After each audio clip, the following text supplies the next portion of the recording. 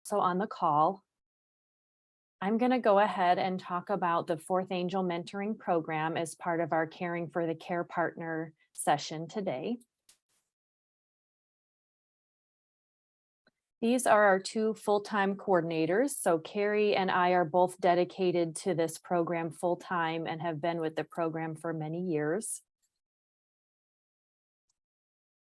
And what we do, our program provides support throughout the patient's cancer journey by matching patients as well as caregivers with a mentor who can offer one-on-one support, information, education, and guidance. So the people that we serve within our program are patients, caregivers, which are typically family members, friends, or any loved one who's caring for a patient. And we also serve pediatric caregivers. So these are typically the parents of children with cancer. Just a little bit of information about how large our program actually is. Even though it's a Cleveland Clinic-based program, our services are national, which means we can support any patient or caregiver no matter where they live or where they had their treatment. And our services are free. We have over 1,000 mentors who volunteer with the program. That includes both patient mentors as well as care partner mentors. And overall, we're typically making about 90 to 100 matches per month within our program. We also partner with hundreds of different organizations who refer their patients and care partners to us for support as well.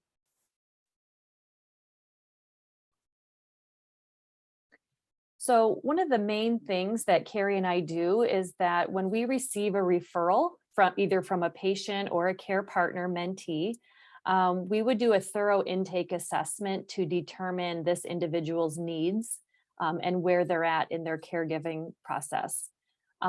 We like to say that the optimal match is based on the patient's diagnosis and staging. We also take into consideration treatment information, age, and gender. And the method of communication is usually determined by the mentee and the mentor.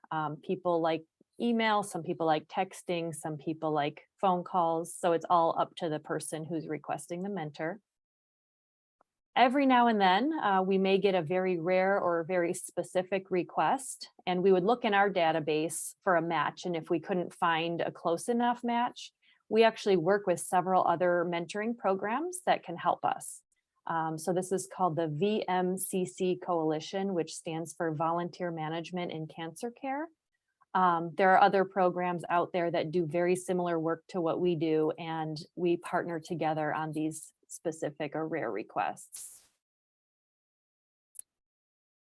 So just a little bit about the mentors who volunteer with us and make up the base of what we do and the support we're able to offer. Typically, mentors who are cancer patients, they're at least 6 months post-treatment before they become a mentor with our program. We recruit people who have a natural positive outlook and supportive nature. Our caregiver mentors are typically past the treatment phase of their loved one's journey, but that's not always the case. So sometimes we do have caregiver mentors whose loved one is still going through treatment or is back in treatment. So every new mentor that comes into our program, we have a volunteer onboarding process. So they are all screened and background checked. And then they would either complete an online training or a phone training. We give that choice to each mentor. And the idea behind it is that the mentor is really able to offer unique support that's independent from the mentee's friends and family members. And it's really so that they can have someone to relate to the emotions of everything that you're going through and to talk to someone who's been there. One of the biggest things that we train our mentors on is that their chief role is really to be a listener. They're not giving medical advice or serving in a counseling role. And it's really just to speak to someone who knows what it's like. So a little bit more information about our mentor training. We first would create a mentor profile in our database, and then we do the background check and the training course, which I talked about could either be an online course or an individual phone session, either with Carrie or myself. All of our mentors will sign a volunteer agreement form, which includes HIPAA and patient privacy and confidentiality agreements. And our training manual is really comprehensive. It's actually modeled after the American Cancer Society guidelines for cancer support and self-help groups. And some of the topics that are discussed in the mentor training are matching for successful support. We discuss the roles and boundaries of the mentor, again, confidentiality. And we also provide our mentors with a great amount of resources that they can share with the people that they're mentoring. Carrie and I also offer guidance at any time. So if a mentor ever has a question, we'll kind of talk through situations together and give some guidance.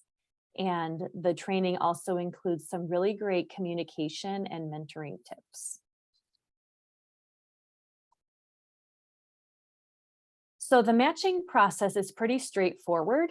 We receive referrals from physicians, nurses, social workers, patients, and loved ones can call themselves. They don't technically have to be referred by anyone. And then we also get referrals both internally, meaning within the Cleveland Clinic, and externally. Like I said, people can contact us from anywhere. So again, that's at the point where Carrie and I would do the intake assessment and determine which criteria would be most important for that mentee to be matched on. And I think I mentioned before, typically it's phone and email communication between the mentee and the mentor. So this slide talks a little bit about the benefits of peer mentoring. There's been some research that suggests that actually having a peer mentor can support acceptance of an illness and reduce concerns, can actually improve quality of life as well as coping skills. Peer mentoring has also been shown to promote wellness and foster social networking, and also improving compliance, which is great.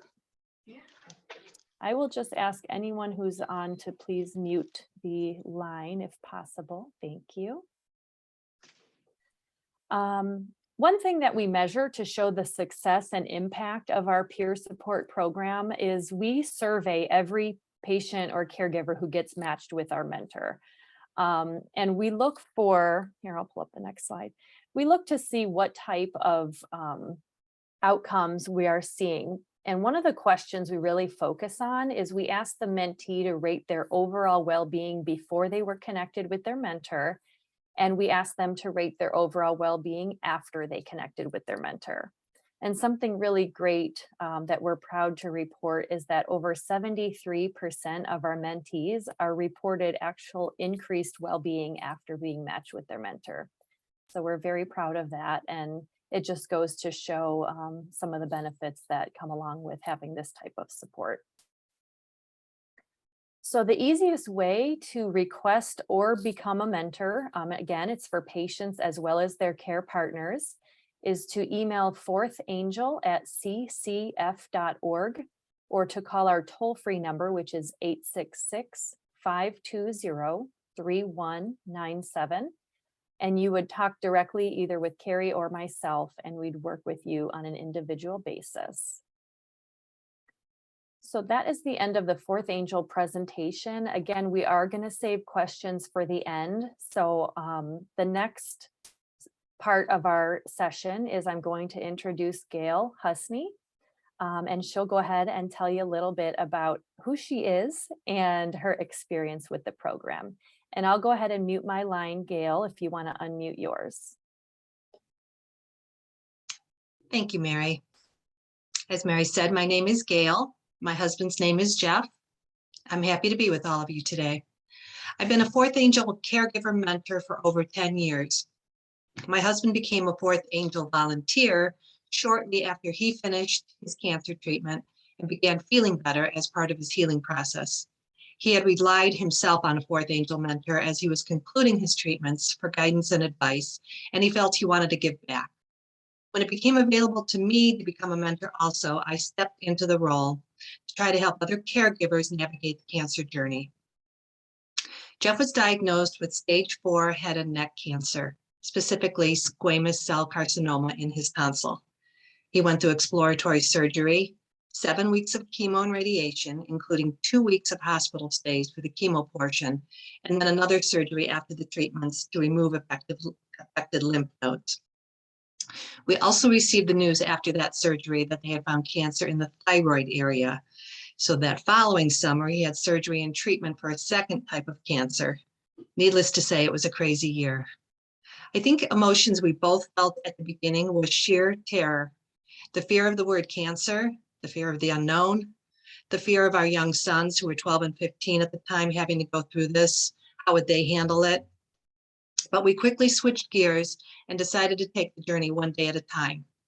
We found that when you guess at what the future holds, worry ensues. And we made the commitment early on, we were just going to take each day as it came. I think for me personally, I immediately jumped into caregiver role, managing our schedules, taking care of our boys, keeping our business running as smoothly as I could.